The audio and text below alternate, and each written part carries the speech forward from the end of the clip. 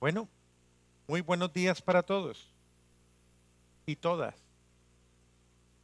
y todos. Aunque dice la Real Academia de la Lengua que con decir todos se incluye, pero en América Latina viene un movimiento fuerte que aboga por el todas y todos, escuchando diferentes sectores. Por ejemplo, en República Dominicana, ¿quiénes son de República Dominicana aquí? Una, dos. En República Dominicana hay un movimiento bien fuerte que aboga por todas y todos, ellos y ella, bien fuerte, o sea, culturalmente. eh, se, eh, eh, se busca como esa relevancia genérica en el lenguaje, aunque diga la Real Academia de la Lengua otra cosa, pero pues así es que se van dando los movimientos. De pronto llegará un día en que gane los de ellas y ellos y quedó establecido universalmente. Eh, Entonces, bueno, miren ustedes cómo se va avanzando en la delicadeza, ¿no? Pienso que son detalles de delicadeza con la mentalidad, con la cultura y con esas expresiones que van hablando, ¿no? Van buscando precisamente un espacio. Hoy quiero hablar con ustedes un poquito, me da mucho pesar que la gente, tal vez por el día de lluvia, se quedan allá, entonces saludamos a los que están en la casa acostados, en la cama, y que dicen, Padre, yo lo veo desde acá, desde la cama, eh, está muy bien, muy cómodo, muy rico. Sé que son muchos y en muchos países también. Entonces, con mucho cariño los saludamos ahí en las cámaras donde los podemos ver. Pero hoy voy a comenzar a introducir un tema que me parece supremamente importante. Y digo que introducir, ¿por qué introducir? Porque es un tema que realmente reclama mucho tiempo. No quiero correr con él porque me parece que es un tema que hay que trabajarlo más a fondo. Es el tema de Amoris Laetitia, la alegría del amor, del Papa Francisco, este encíclica, Amoris Laetitia, o la alegría del amor. Esta encíclica es de la familia, en cada casa debe haber una. Pero no como la Biblia, ¿no? ¿Usted tiene el Amoris? Sí, yo la tengo allí. Allí está, padre. Ah, bueno, qué bueno. Ahí puesta. Sí. No, que esté, pero pero como parte de la reflexión, que tome momentos de reflexión, cuando uno de pronto de un momento dice, ve, compartamos una lecturita, y se lee, y se charla, se dialoga, se profundiza, todos esos detalles que son tan lindos, ¿no? Y tan importantes. El Papa, en su capítulo cuarto de este documento, ya hace una introducción un poquito más específica a esta alegría del amor y comienza a darnos unas pautas para evaluar ese amor diario, ese amor cotidiano. El Papa nos dice, debemos todos y cada uno de nosotros pensar en ese amor cotidiano. El amor cotidiano, porque es una forma o en una expresión del ordinario. Recuerden que lo más ordinario de nuestra vida es lo más trascendental. Lo más ordinario de nuestra vida es lo más trascendental. A veces nos preocupamos mucho por lo extraordinario. Por eso hacemos fiestas. Una fiesta una vez al año, pero el resto del año nada. Entonces, no, eso no funciona así. O una exaltación una vez al año.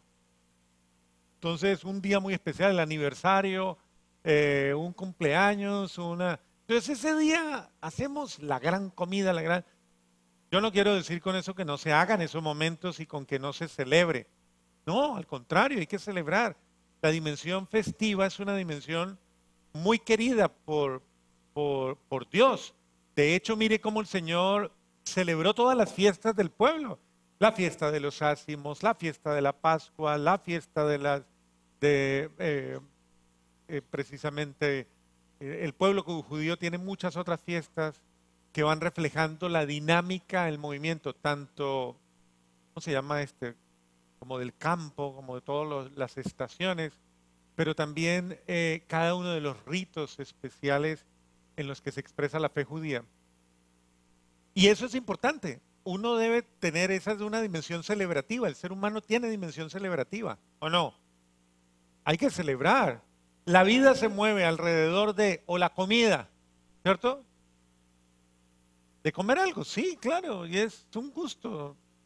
Y la gente expresa a través de la comida como cuánto incluso lo quiere a uno. Yo tengo una persona amiga en algún lugar del planeta que siempre me vive invitando a su casa. Yo, porque no vive aquí en la Florida, sino lejos, eventualmente cuando voy me cuido mucho, porque siempre que llego allá la persona tiene una condición de diabetes que le impide estar comiendo tanto, porque usted sabe que se le vuelve azúcar todo. Y entonces ella no puede comer mucho, pero yo sé que le encantaría comer y comer y comer. Entonces, claro, cuando yo llego allá, lo primero que me dice es, uy, ¿cómo está de flaco, padre? Está acabado, padre. Siempre me mira flaco. Y entonces me dice, en los días que voy a estar ahí, me dice, pero tranquilo que yo aquí lo compongo. Entonces, eh, todos los días me sirve cantidades de comida, al desayuno, al almuerzo, a la comida, y entre comidas me dice, padre, ¿tiene hambre? ¿Tiene hambre? Yo digo, Dios mío, ni siquiera he hecho digestión del desayuno y ya me está poniendo el almuerzo y ya la comida, y ya. Es una cosa compulsiva. Entonces, claro, yo entendí, vine a entender que esa persona me hacía comer lo que ella no se podía comer. O sea, yo comía por los dos. ¿Sí ve? Entonces es como que yo suplía su necesidad. Y ella era feliz con que yo comiera mucho, mucho, mucho. Entonces, es comprender al ser humano, ¿no? Porque lo que hay en el ser humano, lo que hay es regularmente el ser humano no actúa por maldad, ¿o sí? Actúa por amor. Pero a veces nuestro amor es exagerado, tanto que puede exceder al otro. Entonces, y de esa manera yo fui comprendiendo muchas otras cosas. Una de ellas es que a veces hay personas que exigen mucho, le exigen a los que están al lado, le exigen a los demás, le exigen orden, le exigen, qué sé yo, puntualidad, le exigen, entonces exigen mucho y son inflexibles. Y a veces se vuelven muy, muy tensos y muy, no sé, complicados con estas cosas. Y uno no alcanza a entender claro. Yo comprendí de muchas de esas personas que exigen a los demás lo que ellos, lo que está como en su estructura interior, pero es como lo que ellos quieren, son como sus ideales, es mi deseo. Y comprendí de una persona algo mucho más complicado, mucho más complicado. Esa persona tenía un afán de perfeccionismo, y digo tenía porque ya se murió, pero tenía un afán de perfeccionismo fuerte. Y cuando digo afán de perfeccionismo, que ya es una cosa complicada, perfeccionismo como tal ya es una degeneración de la búsqueda de la perfección. Y esta persona tenía ese afán porque las cosas fueran perfectas. Y yo me preguntaba por qué, que era muy radical y muy dura y a veces inflexible y a veces, y a veces durísima. Y haciendo un análisis durante varios años, yo me di cuenta que esa persona era así, porque esa persona quería, deseaba ser mejor, pero no podía, porque evidenciaba defectos muy grandes, muy grandes. Entonces, todo lo que no podía hacer, se lo exigía a los demás. ¿Sí me entiende? O sea, como quien dice, yo no puedo, pero al menos usted sea mejor. O sea, buscaba la perfección fuera, pero esa persona no la podía dentro. Mire cómo es de complicado el ser humano, ¿no? El ser humano es muy complicado. Somos muy complejos y por eso es tan difícil entendernos, porque uno no sabe qué está pensando, sintiendo o viviendo esa persona que está detrás de esas acciones. Puede que esa persona realmente uno a veces no la entiende y no, como uno muchas veces simplemente se queda con el, ay, cómo es de molesta esta persona, cómo actúa. Simplemente expresa la molestia, pero no tiene, regularmente uno no busca comprender a la persona, porque es que eso es un ejercicio bien complicado, ¿cierto? Eso de comprender, ¿cierto que eso es complicado? Sí, no, eso es dificilísimo. Entonces, ¿qué es lo mejor? Decir, uy, no, tan chocante o tan incómodo o tan complicado o tan... Pero no hacemos el ejercicio de comprender a la persona. ¿Qué es comprender a la persona? Es comenzar a mirar las diferentes variables, es decir, las diversas realidades o situaciones que pueden estar afectando a esa persona para que sea así como es. Y que ni siquiera ella las entiende, ni siquiera ella se comprende. Por eso es que buscamos un psicoterapeuta, un psicólogo, un psiquiatra, un médico. Si no, no tengo plata, entonces busco el cura. Pero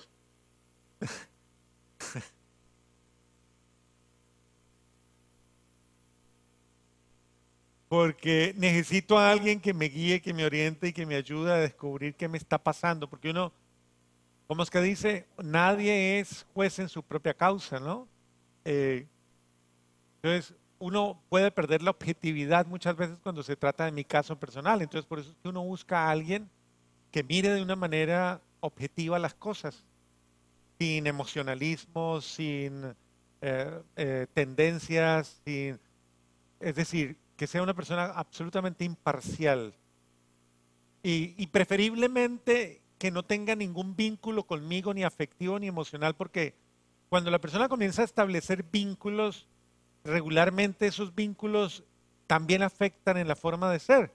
Usted a un buen amigo, un muy buen amigo, muy buen amigo, a veces que es una falsa amistad, regularmente no le dice las cosas como son. Uno siempre, realmente a veces hasta pena le da, hasta, "Ay, ¿será que le digo? ¿Será que no le digo? O todo eso. O hay gente, por ejemplo, cuando ya se hace amiga del cura, dice, uy, no, yo que le voy a contar al padre esto. No, tan buen concepto que tiene de mí. No, yo este no. Yo estas se las cuento a otro cura. Cuando tenga pecado suave, vengo y se los cuento a él. Entonces, pero los graves, no, eso no, yo no se los cuento porque qué pena, qué vergüenza. O sea, que no va a cambiar mi concepto, ¿no? El concepto que tiene de mí.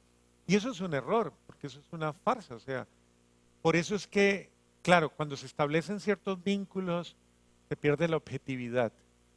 La objetividad en esa manera de... Ahora, decirle las cosas a una persona no implica atropellar a la persona, dañar a la persona, herir a la persona, maltratar a la persona, sino ayudarle a evaluar, ayudarle en una guía, ayudarle a ver y ayudarle a descubrir su realidad. Dentro de todo esto, no hay prueba más grande que el día a día. O sea, créanme que de las cosas más exigentes, tal vez de las cosas más fuertes que pueden existir, es el día a día. O sea, usted el resto lo disimula, pero todos los días con la misma, todos los días con el mismo, todos los días con las mismas cosas, todos los días. Eso se va volviendo desgastante, eso se va volviendo, es fuerte, o sea, ese roce constante, ese roce, pero no un roce de acople, de armonía, sino que a veces es un roce que, como, oiga, como que va eso, moliendo la cosa, y uno lo siente, ¿no? Y ahí viene otra vez, entonces con una palabra, con un gesto, con una actitud, claro, y regularmente uno ejerce resistencia, ¿no? Uno se resiste.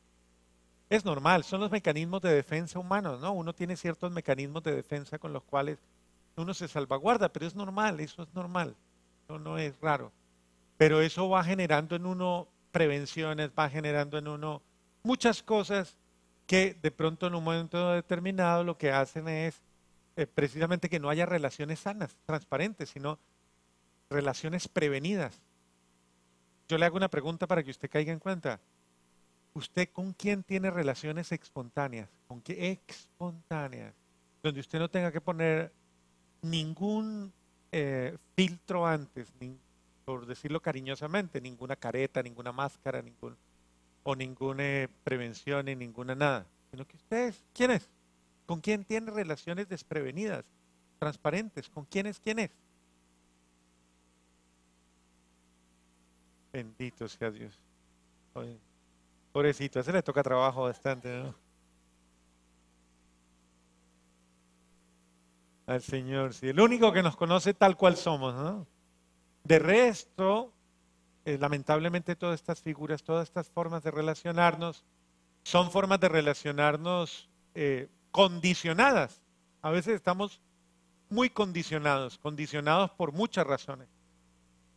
Pues bien, el Papa dice que en esa cotidianidad nosotros debemos aprender, aprender a ser, aprender a relacionarnos.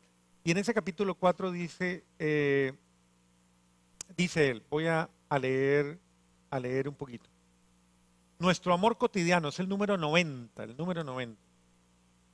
En el así llamado himno de la caridad, escrito por San Pablo, vemos algunas características del amor verdadero, las cuales son estas, dice, el amor es paciente, es servicial, el amor no tiene envidia, no hace alarde, no es arrogante, no obra con dureza, no busca su propio interés, no se irrita, no lleva cuentas del mal, no se alegra de la injusticia, sino que se goza con la verdad.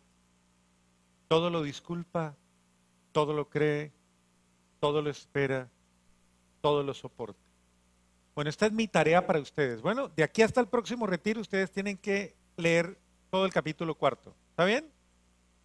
¿Seguro? Leerlo, releerlo, subrayarlo, hablarlo, dialogarlo, compartirlo, meditarlo, ponerlo como criterio de vida. ¿Quedó claro? Sí. Eso es tarea, ¿no? Yo reviso la tarea. ¿Está bien? Muy bien. ¿Por qué? Porque si uno no lo pone por obra, no lo pone por práctica, no lo pone por reflexión, no va a captarlo. Podría demorarme 3 días haciendo este capítulo, solo el capítulo 4. Pero por eso voy a dar simplemente una visión muy fugaz, porque quiero introducirlos. Yo los estoy introduciendo a un tema que no lo tengo que hacer por ustedes. O sea, cada uno tiene que hacer su propio, porque si yo tengo interés, si a mí me interesa, yo profundizo en el tema, ¿no? Yo lo trabajo el tema, tengo que trabajarlo. Yo lo que quiero es dejar en su mente y en su corazón la importancia de este tema, la relevancia de este tema, porque me lleva a profundidades. O sea, esto es profundizar. Esto es ir mar adentro, como dijo Jesús a los apóstoles. Vamos mar adentro. El ir mar adentro, esto lo pueden comprar o lo pueden bajar por internet, no se preocupen, por internet le ponen Amoris Laetitia, Laetitia, Amoris Leticia, no es amor a Leticia, sino Amoris Leticia, Amoris, Amoris, Laetitia, así repitiendo las palabras. Y entonces usted le pone PDF, PDF Amoris Laetitia. Lo puede buscar ahí, lo puede bajar ahí. Ustedes que son tan inquietos lo pueden bajar si quieren. Y Leticia, sí, lo muestro aquí, lo muestro para las cámaras, para allá para todos los durmientes, digo, los que están en la...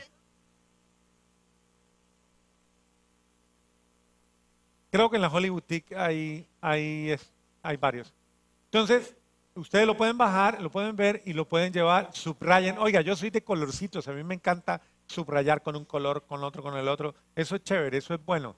Entonces, usted le va poniendo el color que más le resalta, el amarillo a lo más bonito, el rojo a lo más, que le cuesta más. Una cosa así, usted ahí va subrayando. Bueno, el hecho es ese. Veamos un poquito, dice, esto se vive y se cultiva en medio de la vida que comparten todos los días, él le pone ahí, los esposos entre sí y con sus hijos, o sea, la familia, todos los días. Por eso es valioso detenerse a precisar el sentido de las expresiones de este texto para intentar una aplicación a la existencia concreta de cada familia, ¿es verdad? Hay que detenerse porque uno, a ver, es la única forma en la cual yo puedo darme cuenta de si estoy haciendo las cosas bien. Uno puede pensar, no, yo estoy haciendo las cosas bien, pero cuando uno no tiene referentes claros, como criterios claros, es como el avión cuando no tiene las lucecitas esas que le ponen para saber dónde aterrizar. ¿Sí? Esas lucecitas y todo eso tiene unas funciones especialísimas. ¿Cuánto tiene que disminuir? ¿Cuánto tiene que nivelar? ¿Cuánto tiene que inclinar? ¿Cuánto tiene que... Todo, todo, le da absolutamente un referente de todo para que no se vaya de barriga el avión, ¿no? Lo mismo le pasa a usted. Usted necesita estos referentes para que no desproporcionen sus actitudes con los demás. Porque uno tiene que saber aterrizar en la vida del otro. Tiene que saber llegar en la vida del otro. Y recuerden claramente, y esto es algo que es ya meditado absolutamente por todos los psicólogos y por todos los terapeutas, eh, existe un gran desfase entre la vida ordinaria familiar y la vida ordinaria social.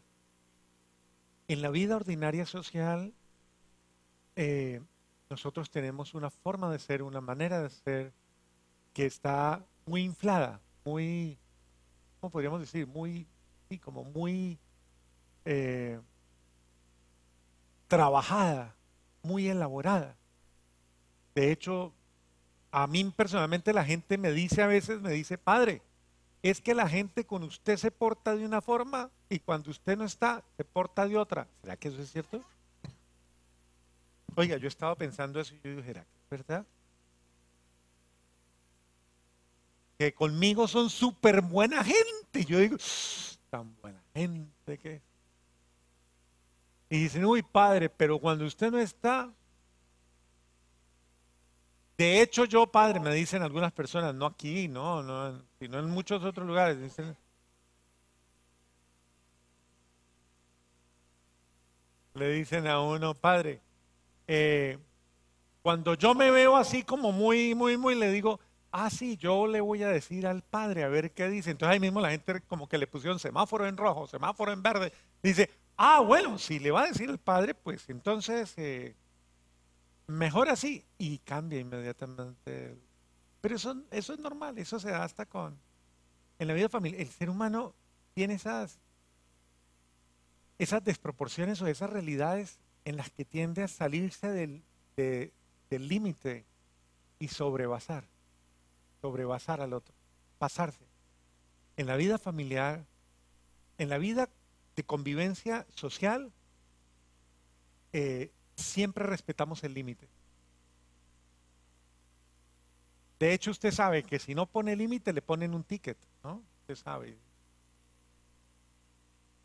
Pero internamente, uno en el hogar actúa como si no hubiera policía en la casa. Uno en la casa rebasa permanentemente el límite de las palabras, el límite de las actitudes, el límite de las expresiones, el límite de todo. Sobrebasas el límite. ¿Y por qué? Porque te crees en el derecho de poder hacerlo. Te crees como en la confianza para poder hacerlo. Y lo más descarado es que lo dice. Usted ya me conoce, ya sabe cómo soy. Así soy. Pues acepte. Así no, así. Así es que soy. Tu obligación es aceptarme como soy. No digas nada, ¿para qué se metió conmigo? Entonces, eso complica un poquito la cosa porque, porque realmente no es que uno sea espontáneo, no es que uno sea transparente, sino que uno se vuelve descarado. En la vida familiar se vuelve grosero, descarado. Ah, hay otra expresión que se llama atrevido o atrevida, abusivo o abusivo. Y pasa el límite, o sea, y entonces termina herida mi familia, termina herido mi hogar, terminan heridos mis amigos, terminan heridos mis compañeros de trabajo, y usted no se ha dado cuenta. Y mire que usted sobrepasa en los niveles así, en los que hay intimidad, porque los compañeros de trabajo se vuelven muchas veces una familia, y usted ahí pasa el límite constantemente. Entonces, yo pensaría que es importante que todos hagamos esta evaluación que el Papa nos propone, no para evaluar a nadie, porque a lo mejor usted va a terminar después de esta charla diciendo, qué pesar que no fuiste, el Padre te describió tan bien.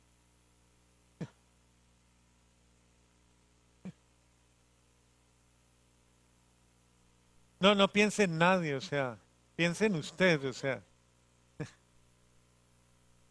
piense en usted, no, no, no le aplique esto a nadie. Bueno, dice el Papa, comienza, dice, el amor es paciente, la paciencia. Mire que nosotros a veces tenemos un dispositivo de desesperación. Ojalá que a uno le midieran de verdad todos esos estados de ánimo, ¿no? Que uno tuviera un aparatico en el que uno supiera, se me está subiendo la adrenalina, se me está subiendo la impaciencia, se me está subiendo, no sé, que uno pudiera controlar eso, ¿no? Eso todavía no existe, ¿cierto que no? ¿No? No, qué bueno que existiera, Dios mío, al menos uno, oiga, está pasando a rojo la cosa ya, uno tiene un dispositivo de, ¿cómo diría de bueno? La primera expresión utilizada es Makrot Humei, Himei. La traducción no es simplemente que todo lo soporta, porque esa idea está expresada al final, en el versículo 7. Eso no es eso, es mucho más. Dice, el sentido se toma de la traducción griega del Antiguo Testamento, donde dice que Dios es lento a la ira, paciente. Una persona paciente es una persona que es lenta a la ira. ¿Usted es lento a la ira? ¿Usted es lenta a la ira? Es decir, a esa emoción o pasión, emoción que se vuelve pasión, que llega un momento determinado a perder en usted el control. Recuerde que las emociones y los sentimientos que van de la mano, lo uno alimenta lo otro. Las emociones y los sentimientos que van de la mano. Algún día, Carlitos, algún día nos explica eso. Las diferencias entre las emociones, las sensaciones, las pasiones. ¿Le parece bien? Bueno, puede ser un retiro de estos así para que tengamos ambiente. Porque créame, Carlitos, en retiros así están calmaditos. No les puedo hablar.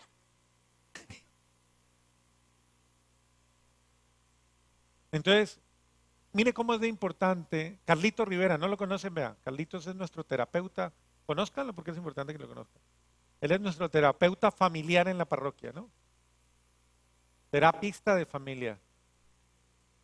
Que se pare, vea que lo quieren ver parado. Es chiquito. Ya lo vio. Ah, bueno. Yo no le quiero poner más trabajo porque él ya tiene mucho trabajo, mucho, mucho.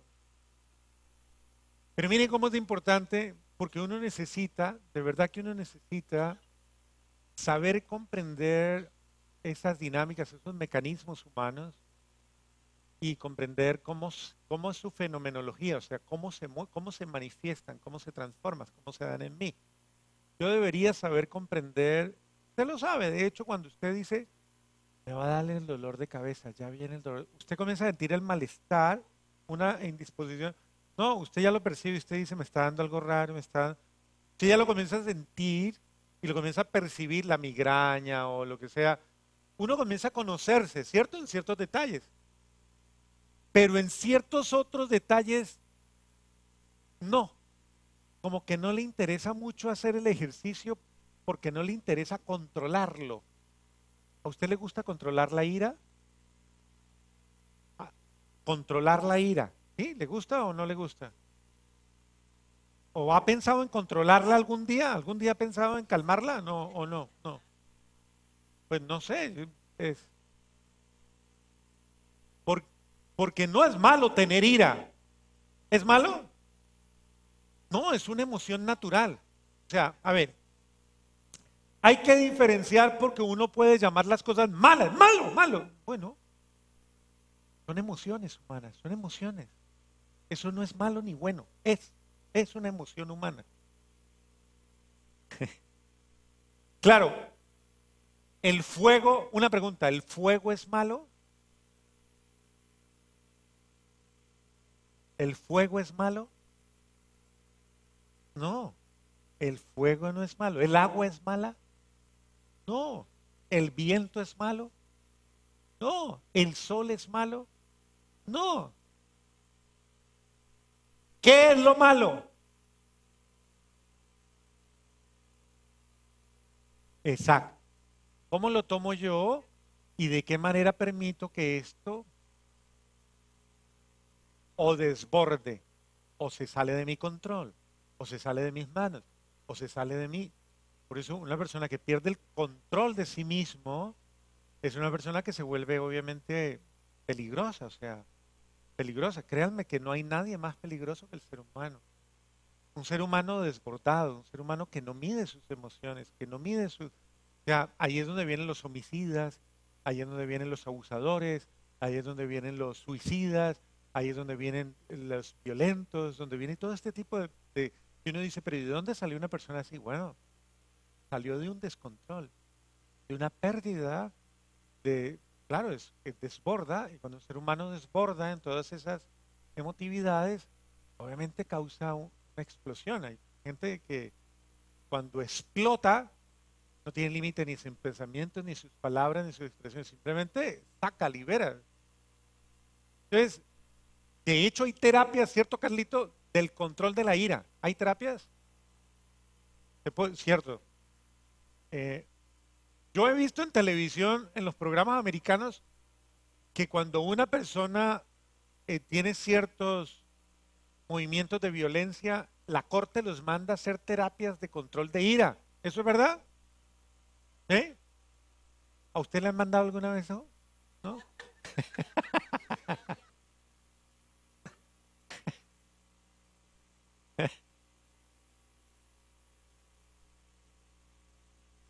Es el control de... No, de verdad, mire que...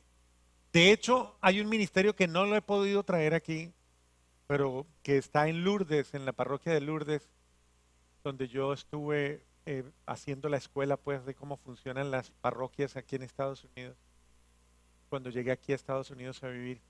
Y allá hay una parroquia, hay un ministerio que se llama Neuróticos Anónimos. El solo nombre asusta, ¿no?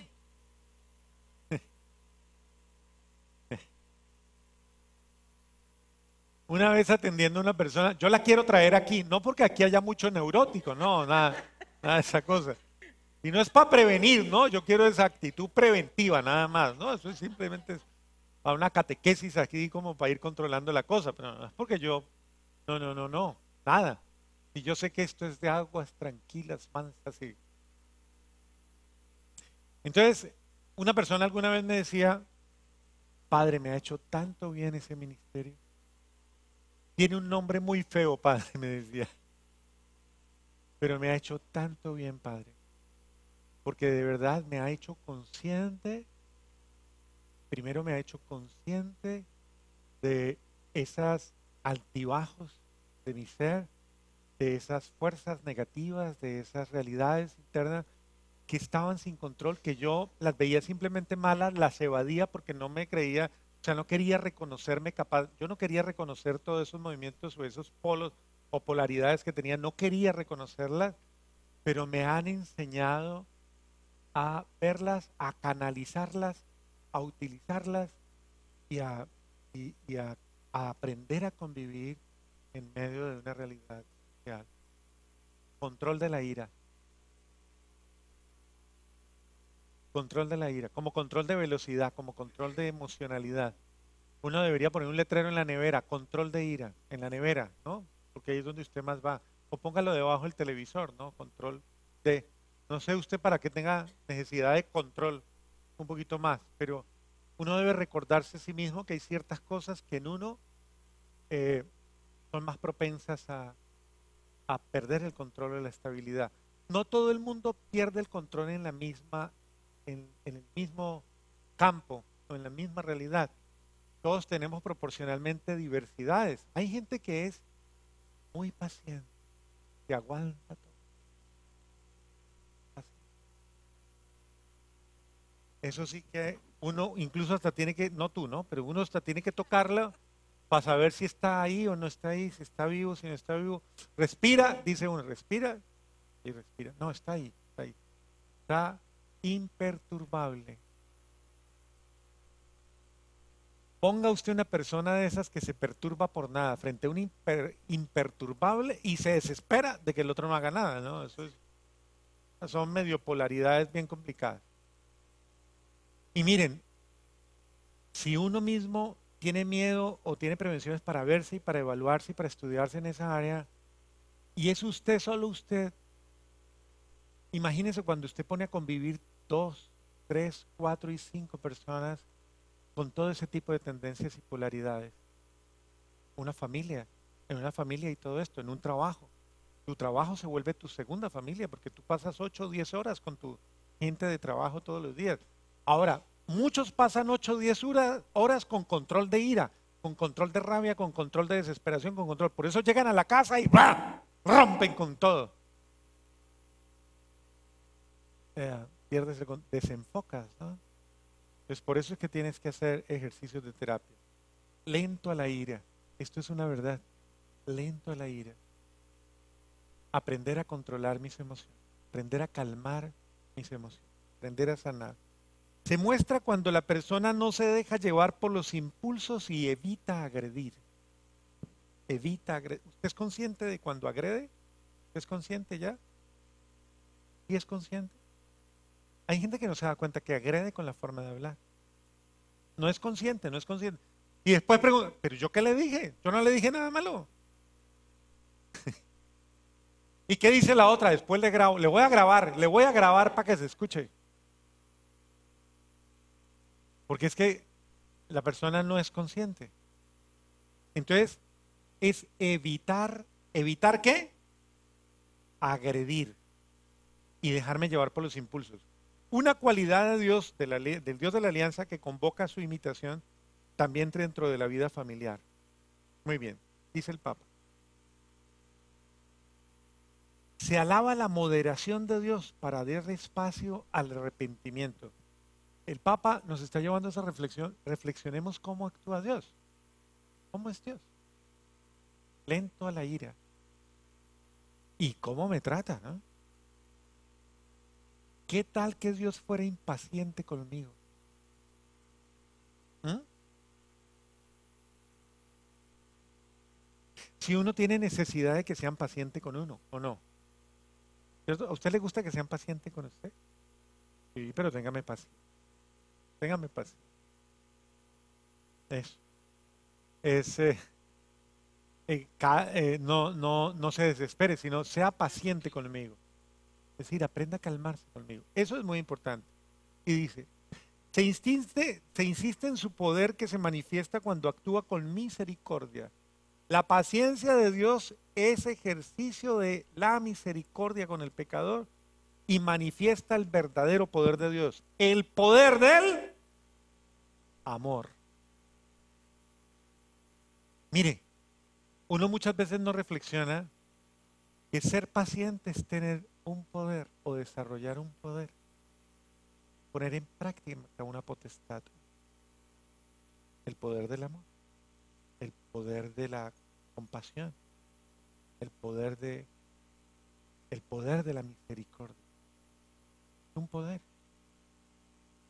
Y uno lo ve muchas veces lo ve como una debilidad. De hecho, hasta, claro, como lo dicen tanto, ¿no? Es que usted me cogió por boba, ¿no? Cogió por bobo.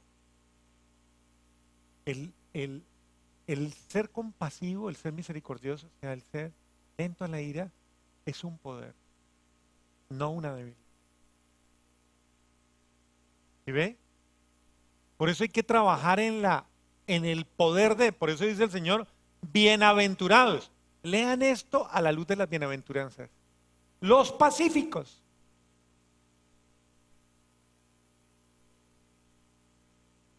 Porque son aquellos que tienen el heroísmo, porque créanme que muchas veces estas son las virtudes heroicas. Virtudes heroicas. Mire, la mayor virtud, el mayor heroísmo es en vencerse a sí mismo. Vencerse a sí. Vencer mi yo, mi ego, que es uno de los, podríamos decir como, eh, ¿perdón? Sí.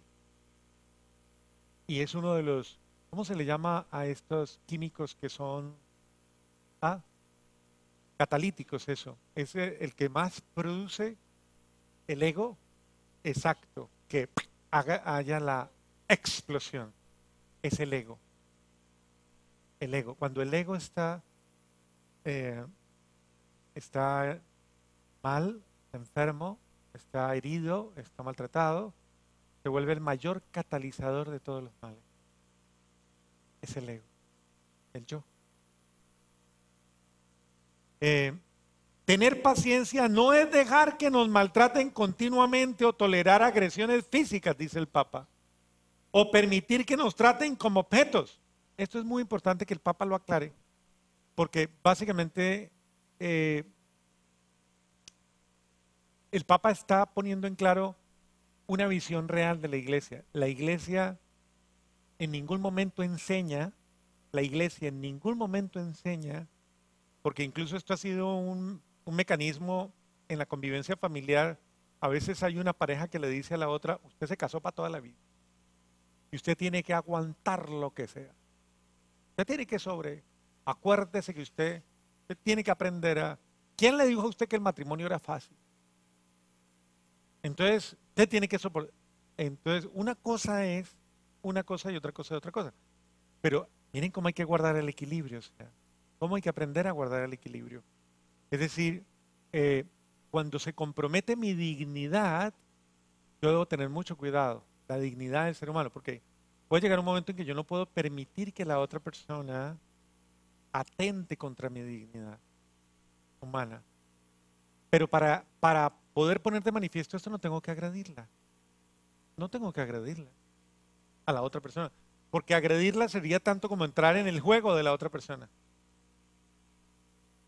Entrar en el juego del violento, entrar en el juego del abusador, entrar en el juego del abusivo.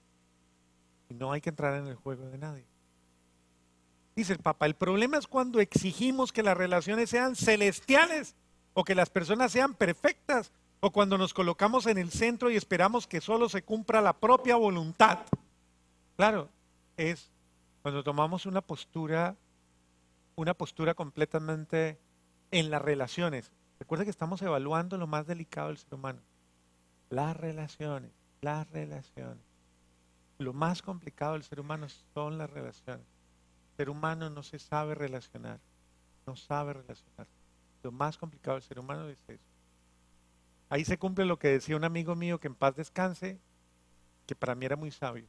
Yo siempre que le decía a alguien, en esa época tenía yo 25 años por ahí, o 24 años, era jovencito, en esa época.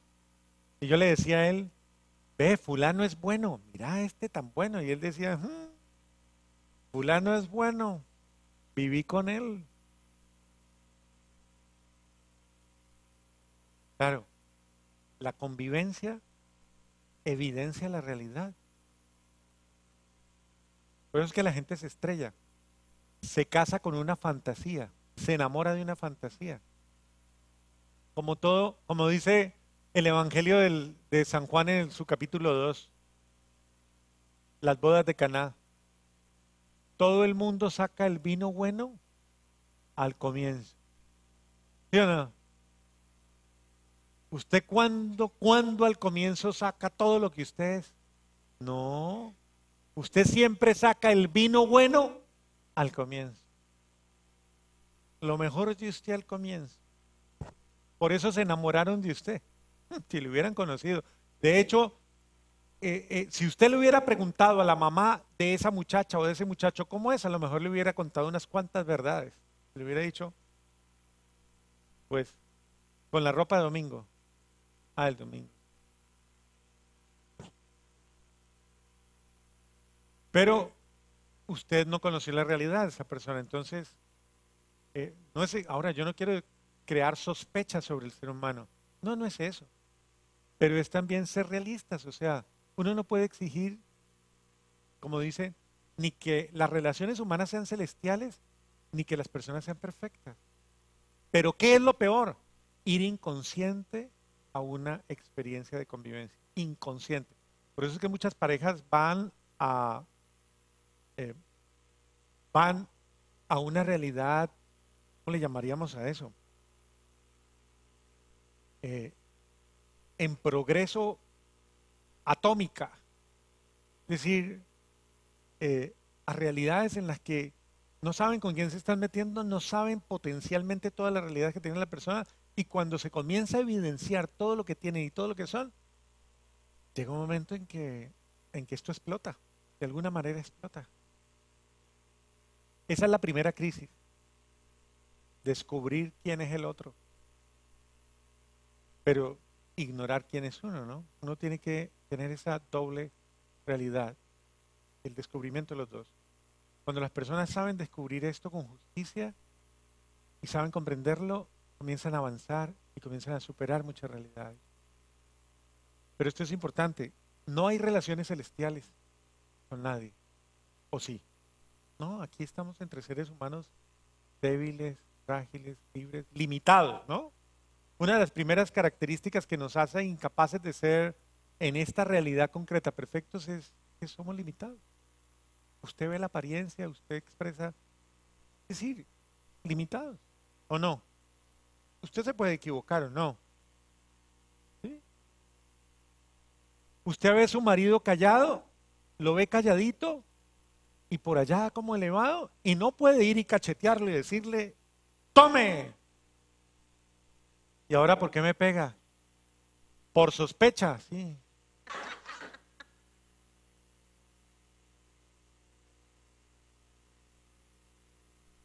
Usted tenía la cara muy contento y usted regularmente no es así. ¿En qué estaba pensando? Seguro que no era en mí. ¿O qué estaba mirando? No, lo del celular, sí. ¿De qué está riendo? ¿De qué está riendo? ¿Qué está viendo? Muestre a ver.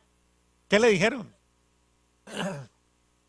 Muestra el celular para acá a ver qué es lo que le dijeron. Esas cosas son fuertes, ¿no? Pero es la realidad. Entonces, es importante que entendamos por qué esta primera fase, o sea, estamos entre seres humanos y todas las realidades están supeditadas a las limitaciones de ese ser humano. Entonces, todo nos impacienta cuando queremos que sea lo que yo quiero, ¿no? Es el ego, ¿no? El ego siempre esperando que todo se cumpla como a mí me parece. Todo nos impaciencia, todo nos lleva a reaccionar con agresividad. Si no cultivamos la paciencia, siempre tendremos excusas para responder con ira. Y ah, ustedes no han visto en el caso de los agresivos violentos cuando le dicen, cuando le pegan a la otra persona y después le dicen, o la agreden a la otra persona y después le dicen, es que usted me provoca, la culpa es suya. Es que si usted se portara mejor, esto no pasaría. Eso es un violento, eso ya es un agresivo, ya es un que se oculta. Es que, eh, y finalmente nos convertimos en personas que no saben convivir, antisociales, incapaces de postergar los impulsos. Uno debe pensar honestamente, yo tengo capacidad de convivir. O sea, usted, pregúntese, ¿es fácil vivir con usted? ¿Sí? No, porque ahí es donde usted comienza a considerar, pero sea honesta, sea honesto, piénselo claramente, ¿es fácil vivir con usted? ¿O usted es una persona antisocial? Mire, grave cuando dos antisociales se casan, eso es lo más complicado, ¿no? Sí. Dos antisociales casándose.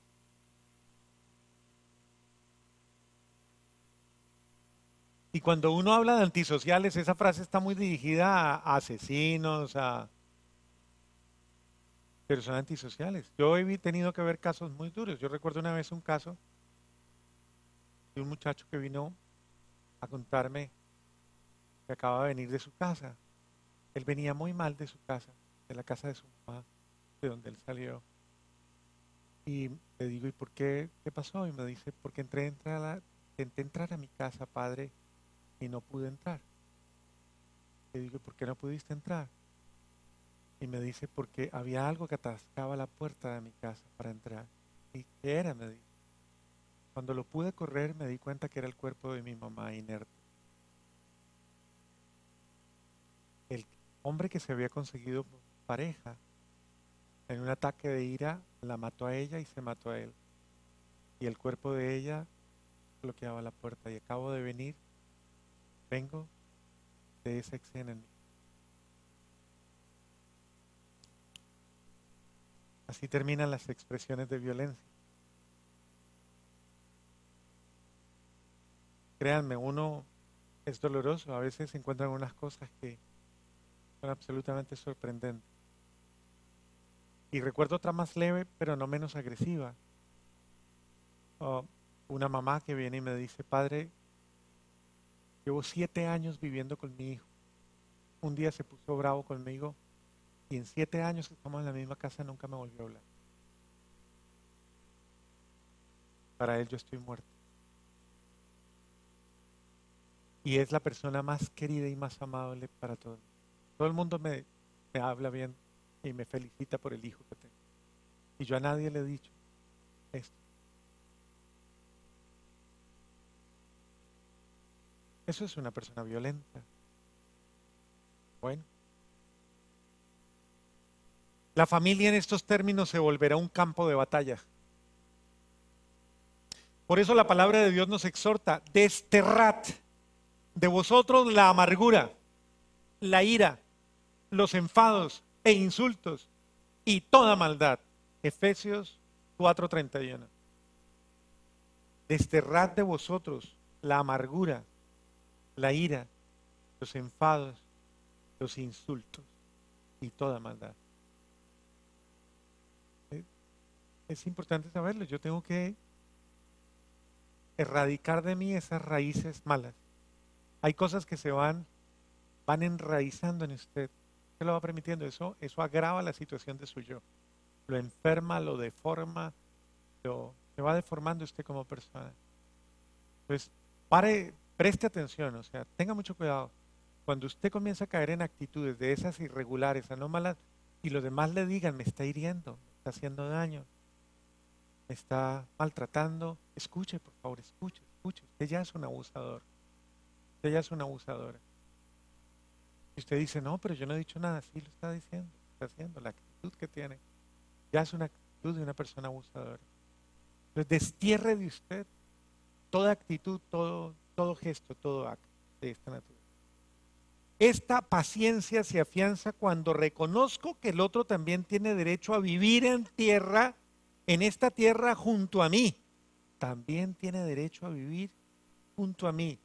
Si me molesta con su modo de ser o con sus ideas, y si no es todo lo que yo esperaba, pero tiene derecho a convivir conmigo, aunque sea diferente, aunque piense diferente, aunque sienta diferente, aunque exprese, tiene derecho a vivir al lado mío. Mire, Jesús toleró a Judas, ¿no? Es decir, lo sobrellevó y no le hizo mala fama, ni nada. Hasta delicadamente lo trató, aún frente al momento más difícil. Porque alguien dirá, pero Jesús no tuvo ese problemita, sí, señor. Y varios años. El problema de convivir con una persona que al final terminó siendo muy difícil. Pues fue quien lo entregó. Pero ya nadie llega simplemente a hacer por casualidad, no, todo va de menos a más, de menos a más te vas volviendo un monstruo, de menos a más te vas volviendo un monstruo. Si ya en este momento a ti alguien te molesta porque no piensa como tú, porque no es como tú, porque no hace como tú, porque no siente como tú, porque no expresa como tú, eso ya es un amarillo pasando a rojo. Y usted tiene que reaccionar. No es simplemente que me moleste el otro, no. ¿Qué hay en usted que provoca que a usted le incomode? Y finalmente, dice el Papa, el amor tiene siempre un sentido de profunda compasión que lleva a aceptar al otro como parte de este mundo, también cuando actúa de un modo diferente a lo que yo desearía. Mire, yo hasta ahí voy a tratar este tema, hasta ahí. Miren, hoy no nos alcanzó sino para la ira, por eso les dije, no quiero correr. No quiero correr porque esto es muy importante, ¿cierto? Muy importante. Si yo comience a tener conciencia de este aspecto y de cómo no puedo permitir que en mí una emotividad desenfrenada cause estragos, arrase, desborde, haga daño. hiera, maltrate. Recuerdo una vez que hicimos una misión a República Dominicana y yo iba con mi fundador, un hombre muy santo y muy sabio. Y resulta que el Señor nos había puesto en el camino que no diéramos cátedra, o sea, que no fuéramos a darle clase a nadie allá, que allá había gente más sabia que cualquiera de nosotros. Y llegamos a una universidad en Barahona y nos reunieron todos los decanos de las diversas facultades. Y este amigo, el fundador, íbamos con otro amigo que era rector de una universidad en Colombia y pues el fundador nuestro era abogado, era penalista y era un doctor en derecho penal y todas estas cosas. Cuando llegamos allá se reunieron todos estos profesores y bueno, el ideal era dar un testimonio simple y sencillo. Y estos señores se pusieron a hablar de autores, de cosas, de no sé. Cuando, como a dar una cátedra, cátedra universitaria, cuando terminamos la reunión, uno de los profesores, el decano de toda el rector de la universidad, tomó al fundador nuestro y le dijo, me acompaña un momentico, hablamos. Y se salieron. Al pie del lugar donde estábamos estaba el mar. Y entonces el rector le dijo al fundador nuestro, a Lino, le dijo, se ve el mar, ¿cierto? Y le dijo Lino, claro, yo nací en el mar, yo nací en Tumaco, que es una isla. Yo, claro, le dijo, qué grande es el mar. Le dijo el rector, mire cuán grande es el mar. Y le dijo, sí, señor, es inmenso. Y le dice él, y sin embargo, no desborda.